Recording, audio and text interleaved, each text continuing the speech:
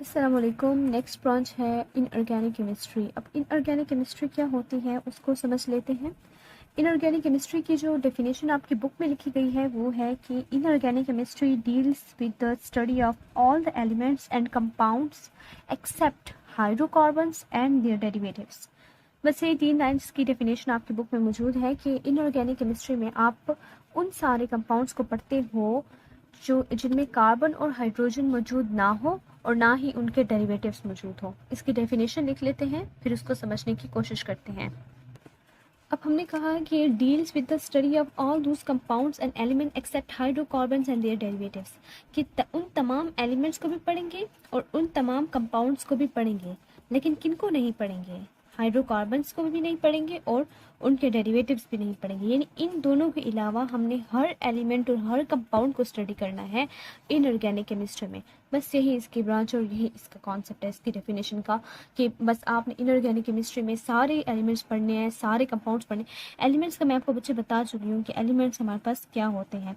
ठीक है, इसकी डेफिनेशन, इसकी जो वीडियो है वो मैंने अपलोड कर दी है कि एलिमेंट्स हमारे पास क्या होते हैं। एलिमेंट्स वो होते हैं जिनको ना वो सब्सटेंसेस होते हैं। ठीक है, इसका मैं आपको कंसेप्ट दे देती हूँ कि एलिमेंट्स वो सब्सटेंसेस होते हैं, ठीक है, जिनको ना आप ना स्प्लिट नहीं कर सकते। स्प्लिट नहीं कर सकते किसमें? सिंपल एटम्स में, बिल्कुल मतलब सिंपल एटम्स में या सिंपल फॉर्म में स्प्लिट नहीं कर सकते इनको सिंपलर सब्सटेंस में। ठीक है, आप इनको सिंपलर सब्सटेंस में, ठीक है, स्प्लिट नहीं कर सकते। सिंपलर सब्सटेंस में स्प्लिट नहीं किया जा सकता। यानी एलिमेंट्स हमारे पास क्या होते हैं? एलिमेंट्स हमारे पास वो सब्सटेंस होते हैं जिनको आप स्प्लिट नहीं कर सकते सिंपलर सब्सटेंसेस में, किसी आम ऑर्डिनरी फिजिकल मेथड के थ्रू या केमिकल मेथड के थ्रू। यानी कि एलिमेंट्स में मौजूद जो एटम्स होते हैं ना, उन एटम्स को स्प्लिट नहीं किया जा सकता। ये था एलिमेंट का कंसेप्ट। और कंपाउंड जो है उसका भी मैंने आपको कंसेप्ट दिया था कि कंपाउंड्स हमारे पास कौन क्या होते हैं। ठीक है, कंपाउंड्स हमारे पास वो सब्सटेंसेस होते हैं जो दो या दो से ज़्यादा एलिमेंट से मिलकर बने होते हैं।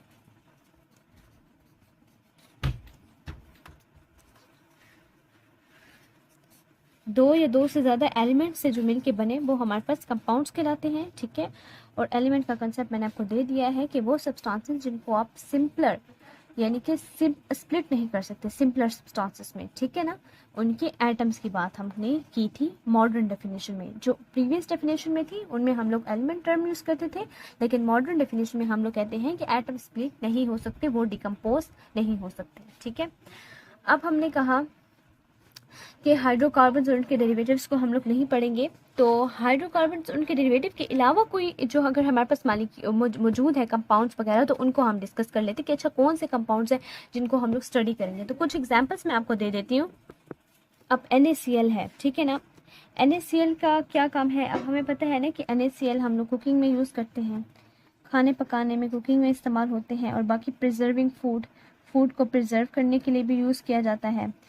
फूड को प्रिजर्व करने का क्या मतलब है कि फूड को उसकी अच्छी हालत में, अच्छी कंडीशन में मेंटेन रखना। ठीक है, फूड है ना, ऑब्वियसली उस पर वायरस भी आएंगे, बैक्टीरिया भी आएंगे, जर्म्स वगैरह आएंगे, तो उनसे प्रिवेंट करने के लिए हम लोग क्या करते हैं कि NaCl का इस्तेमाल करते हैं, नमक का इस्तेमाल करते हैं। अब नमक करता क्या है? नमक हमारे पास क्या करता है? नमक हमारे पास असल में जो बैक्टीरिया होता है ना, बैक्टीरिया, उसके उसकी क्या करता है? उसकी एंजाइम एक्टिविटी को, ठीक है, क्या कर देता है? रिड्यूस कर देता है, या फिर हम कह सकते हैं स्लो कर देता है।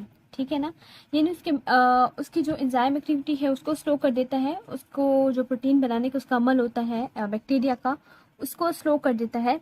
ठीक है, जिसकी वजह से क्या होता है, हमारे पास बैक्टीरिया जो है वो सर्वाइव नहीं कर पाता और उसका मेटाबॉलिक रेट जो है वो डिक्रीज हो जाता है और क्या हो जाता है, बैक्टीरिया मर जाता है।